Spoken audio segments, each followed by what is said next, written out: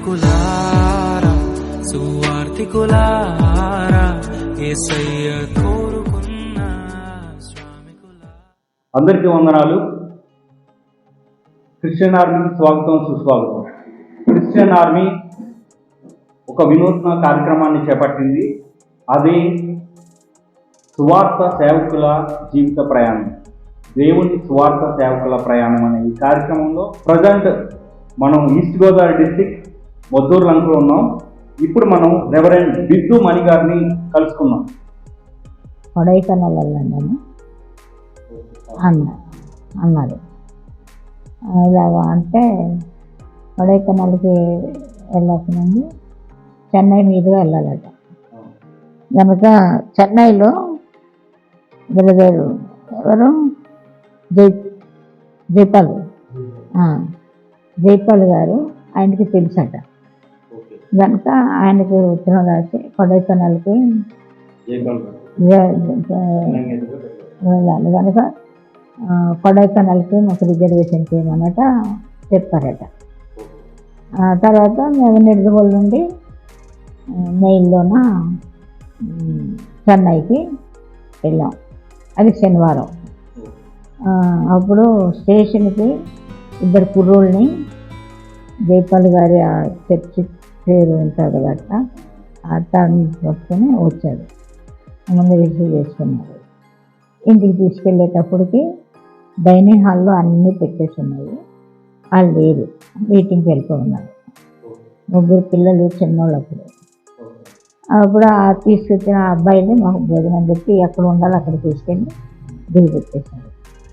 పొద్దున్నే లేచి నేను బ్రదర్ని కలుస్తానని ఆయన వెళ్ళాడు. వెళ్ళి వచ్చాక వచ్చాడు. ఈరోజు మెసేజ్ ఇవ్వాలి, సిద్ధపడు అన్నారు.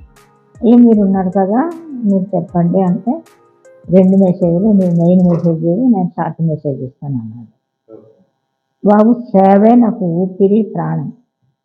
వాక్య పరిచర్య ఎక్కడైనా సరే చేయడం నాకు అది నేను రక్షణ పొందినప్పటి నుండి కూడా, అదే నేను తుని నుండి, అదే ఒరిస్సాలో సేవ, ఆ సేవలోన వాక్య పరిచర్య ఎక్కడైనా సరే చేయడం నాకు అది ఆసక్తి. అది సిద్ధపడ్డాను. ఆ వాక్యం గుర్తే పేతురు పత్రిక 2:9 మీరు రాజుకుల సమూహ, ఆ వాక్యం మీద నేను ఆ రోజు ప్రసంగానికి సిద్ధపడ్డాను. జైపాల్ గారు ప్రసంగం చేసిన తర్వాత సగం ఇచ్చేసుకున్నారు. ఒక యవ్వన స్త్రీ ఇంత అనుభవం కలిగి ఉండడం చాలా ఆశ్చర్యంగా ఉంది అని చెప్పి, వీడికి మంగళవారం రాత్రికి టికెట్ ఉన్నది, ఇంత అనుభవం గల వాళ్ళు ఖాళీగా ఎందుకు ఉంచాలి, మనం ఊటాలు ఏర్పాటు చేద్దాము అనేసి చర్చిలో చెప్పారు.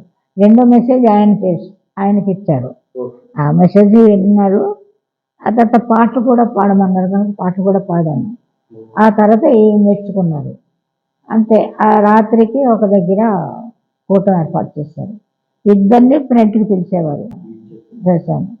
సోమవారం కూడాను పగలు ఒక దగ్గర, రాత్రి ఒక దగ్గర కూటం పెట్టారు. అయినా అంతే.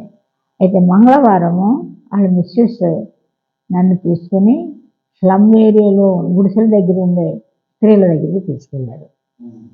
ఒక్కదాన్ని, అతను రాలేదు, బ్రదర్ కూడా రాలేదు.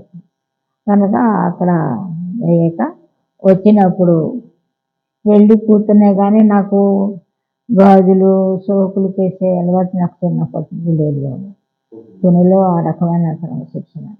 ఆవిడ ఏం చేశారు, మంచి మంచి గాజులు, ఇక్కడ అక్కడ పెట్టుకునే క్లిప్పులు, తలా పెట్టుకునేది అన్నీ కూడా కొన్నారు. చీర జాకెట్ ఇంటికాడ ఉన్నది కాబోలు రెడీ చేసి ఉన్నారు. ఆ తర్వాత నా ఇంటికి వచ్చాక అప్పుడు ఆయన కూడా వచ్చాడు. అప్పుడు కొన్ని పాటలు బ్రదరు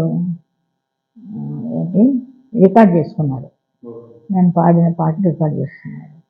ఆ తర్వాత నాకు ఆ బట్టలు ఇచ్చారు. పెళ్ళయిన తర్వాత అన్నయ్యల దగ్గరికి, అక్కల దగ్గరికి వెళ్ళలేదు బ్రదర్, మీ దగ్గరికి వచ్చాను, నన్ను ఇంతగా ప్రేమించారు అన్నయ్య వదినగా, ఈ పిల్లలు నా మేనల్లుళ్ళు అని చెప్పి నేను సంతోషించి మాట్లాడినాను. వాళ్ళు సంతోషించారు. అవన్నీ కూడా నాకు ఇచ్చారు. కవర్ ఏమో ఆయనకి ఇచ్చారు, కానుక ఇచ్చారు. ప్రార్థన చేసి ఆటోలో పంపించేశారు స్టేషన్కి. ఆ అబ్బాయిలు వచ్చారు, ఎక్కించేసి